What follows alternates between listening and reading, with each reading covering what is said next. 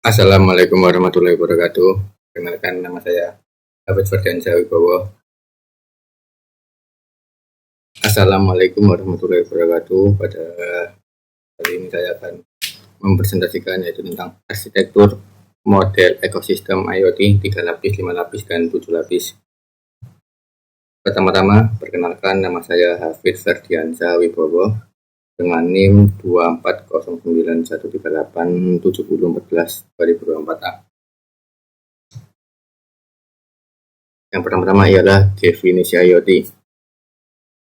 IoT adalah konsep yang membayangkan miliaran perangkat yang saling terhubung untuk bertukar data dan membentuk cara kita bekerja dan hidup. Inti dari arsitektur IoT adalah terdiri dari beberapa elemen. Semuanya bekerja sama untuk memungkinkan penanganan informasi yang efisien. Untuk definisi arsitektur IoT tersendiri ialah struktur yang memungkinkan perangkat, layanan, cloud, dan protokol yang saling terhubung untuk menciptakan ekosistem IoT. Tujuan utama dari jenis arsitektur ini ialah untuk mengelola informasi yang dikumpulkan oleh teknologi yang mendukung IoT sehingga dapat dianalisis atau diproses sebagaimana mestinya. Pada poin selanjutnya yaitu ada 3 jenis arsitektur ekosistem IoT, yaitu arsitektur dasar, arsitektur 5 lapis, dan arsitektur 7 lapis. Pada arsitektur dasar yaitu pengertiannya ialah lapisan utama yang bekerja sama untuk memungkinkan konektivitas, pengolahan data, dan aksi terhadap perangkat IoT. Gambarnya sebagai berikut.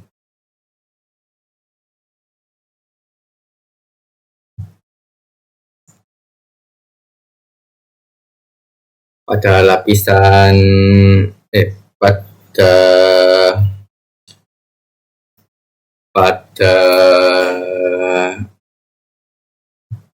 pada arsitektur dasar terdapat lapisan persepsi, yaitu lapisan terdepan yang juga dikenal sebagai lapisan sensor. Ini menyiratkan semua jenis sensor yang dapat digunakan dalam perangkat IoT. Contohnya yaitu sensor suhu, sensor kelembapan, dan sensor tekanan. Untuk ancamannya sendiri terhadap lapisan persepsi ialah penyadapan dan penangkapan node. Selanjutnya yaitu lapisan jaringan, yaitu membantu membangun desain logis IoT dengan menghubungkan perangkat dengan platform. Data yang ditangkap oleh sensor ditransmisikan melalui kabel atau radio ke layanan IoT backend. Untuk contohnya tersendiri adalah Wi-Fi, NVC, Bluetooth, dan ancamannya ialah serangan man in the middle dan serangan penyimpanan. Selanjutnya itu lapisan aplikasi. Lapisan yang terakhir pada aktivitas dasar itu lapisan aplikasi, yaitu lapisan ini merupakan lapisan terakhir dalam model referensi IoT ini. Lapisan ini mewakili semua perangkat yang menggunakan perangkat atau sistem IoT yang digunakan. Lapisan ini dapat berupa perangkat pintar yang membantu menjaga rumah Anda tetap bersih dan aman, atau seluruh sistem rumah pintar yang dapat dikelola dengan bantuan ponsel pintar. Ancamannya sendiri yaitu bisa seperti skrip lintas situs dan serangan kode berbahaya. Pada poin selanjutnya yaitu arsitektur 5 lapis, ialah model yang lebih rinci dibandingkan model 3 lapis. Model ini lebih sering digunakan dalam implementasi IoT yang kompleks. Gambarnya sebagai berikut.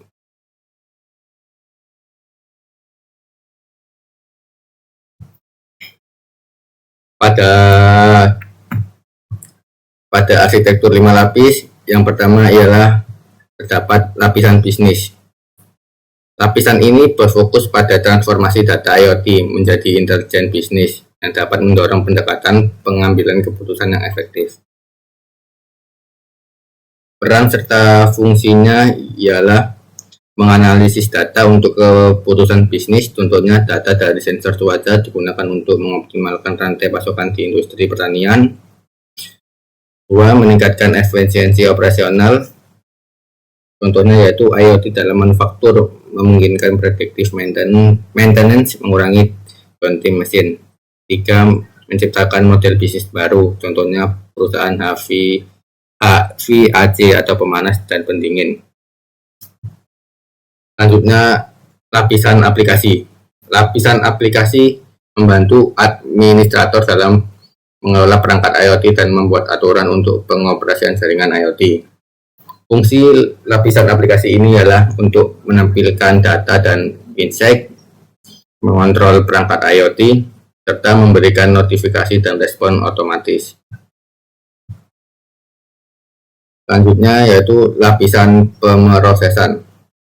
Lapisan ini menyimpan, menganalisis, dan memproses sejumlah besar data yang berasal dari lapisan transport. Lapisan ini dapat mengelola dan menyediakan serangkaian layanan yang beragam ke lapisan yang lebih rendah. Fungsi dari lapisan pemrosesan ini ialah untuk penyimpanan data IoT, pemrosesan data dan analisis, serta manajemen dan orkestrasi IoT. Contoh teknologi dalam lapisan pemrosesan terdapat Cloud IoT platform seperti AWS, Google Cloud, dan Microsoft Azure. Ada database untuk IoT yaitu seperti SQL dan NoSQL. Selanjutnya yaitu lapisan transportasi. Lapisan ini bertanggung jawab untuk mentransfer data yang dikumpulkan ke pusat X atau cloud untuk diproses.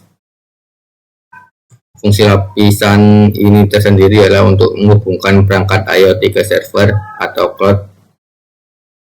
Yang kedua, memastikan keandalan dan keamanan data dalam perjalanan. Dan yang ketiga, menggunakan berbagai protokol komunikasi. Selanjutnya yaitu lapisan persepsi. Lapisan ini mempresentasikan perangkat fisik dalam jaringan IoT yang menerima data yang diperlukan untuk pemrosesan. Fungsinya yaitu untuk mengumpulkan data dari lingkungan, mendeteksi perubahan dan memicu respon otomatis, serta mengubah data fisik menjadi data digital. Jenis perangkat dalam lapisan persepsi ini yaitu sensor IoT, seperti sensor suhu, sensor gerak, sensor cahaya, dan sensor gas. Yang kedua, aktuator IoT seperti motor servo, relay, atau katup otomatis. Dan yang terakhir adalah perangkat X seperti Raspberry Pi atau Arduino. Selanjutnya, poin yang terakhir ialah arsitektur 7 lapis. Ialah pengembangan dari arsitektur 5 lapis yang memberikan detail lebih rinci pada aspek keamanan, manajemen, dan integrasi sistem. Gambarnya seperti berikut. Selanjutnya yaitu pada arsitektur 7 lapis, yaitu lapisan pengendali. Tahap awal dari sistem IoT yang mencakup berbagai macam benda atau perangkat titik akhir yang bertindak sebagai jembatan antara dunia nyata dan digital, seperti sensor, aktuator, dan mesin dan perangkat. Selanjutnya yaitu lapisan selanjutnya yaitu konektivitas, yaitu tingkat kedua bertanggung jawab atas semua komunikasi lintas perangkat jaringan dan layanan cloud yang membentuk infrastruktur IoT. Komunikasi antara perangkat dan layanan cloud atau gateway melibatkan berbagai teknologi jaringan seperti Ethernet, Wi-Fi, dan NVC. Selanjutnya yaitu lapisan komputasi awan. Tingkat ini penting untuk memungkinkan sistem IoT memenuhi persyaratan kecepatan, keamanan, dan jaringan seluler generasi kelima atau 5G. Komputasi tepi awan terjadi di gateway, server lokal, atau node tepi lainnya yang tersebar di seluruh jaringan. Pada tingkat ini dapat dievaluasi Untuk menentukan apakah perlu memproses lebih lanjut pada tingkatan lebih tinggi, di format untuk memproses lebih lanjut, diterjemahkan, disaring, dan diarahkan ke tujuan tambahan. Selanjutnya yaitu tahapan akumulasi data. Data real-time diambil melalui API dan disimpan untuk memenuhi persyaratan aplikasi non-real-time. Tahap komponen mengumpulkan data berfungsi sebagai hubungan transit antara pembuatan data berdasarkan peristiwa dan konsumsi data berdasarkan query. Yaitu selanjutnya tahapan abstraksi data. Di sini persiapan data diselesaikan sehingga aplikasi konsumen dapat menggunakannya untuk menghasilkan wawasan. Seluruh proses melibatkan langkah-langkah berikut, yaitu menggabungkan data dari berbagai sumber, baik IoT dan non-IoT, merekonsiliasi beberapa format data, dan menggabungkan data di satu tempat atau membuatnya dapat diakses terlepas dari lokasi melalui virtualisasi data. Selanjutnya yaitu lapisan aplikasi. Pada lapisan ini informasi dianalisis oleh perangkat lunak untuk memberikan jawaban atas pertanyaan bisnis utama. Penjelasannya sebagai berikut. Yang terakhir ialah lapisan kolaborasi dan proses. Lapisan proses berfungsi untuk mengelola, menyimpan, dan menganalisis data, memproses data dengan cloud computing, dan menyediakan data real-time. Contohnya sebagai berikut, yaitu Smart Factory, Smart Hillcard, dan Smart City. Lapisan kolaborasi berfungsi untuk menghubungkan data IoT dengan pengguna, memfasilitasi integrasi IoT dengan teknologi lain, dan menghasilkan insight berbasis data untuk pengambilan keputusan dan strategi bisnis. Contohnya seperti retail smart store dan road management. Untuk poin selanjutnya yaitu perbedaan arsitektur 3 lapis dan 5 lapis. Terdapat beberapa aspek. Contohnya seperti berikut. 2 lapisan sudah tentu berbeda. Pemrosesan data. 3 lapis IoT tidak ada lapisan khusus, dan 5 lapis IoT ada lapisan pemrosesan untuk analisis data. Tidak analitik bisnis, tidak ada lapisan bisnis. 5 lapis IoT ada lapisan bisnis untuk insight dan keputusan. Penjelasan sebagai berikut pada layar. Selanjutnya perbedaan arsitektur 3 lapis dan 7 lapis. Untuk aspek jumlah lapisan sudah sangat tentu berbeda. 3 lapis IoT ada 3, 7 lapis ada 7.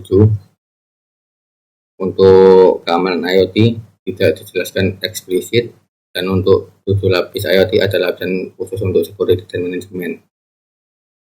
Untuk kompleksitas 3 lapis IoT lebih sederhana dan 7 lapis IoT lebih kompleks. Penjelasan ada pada layar.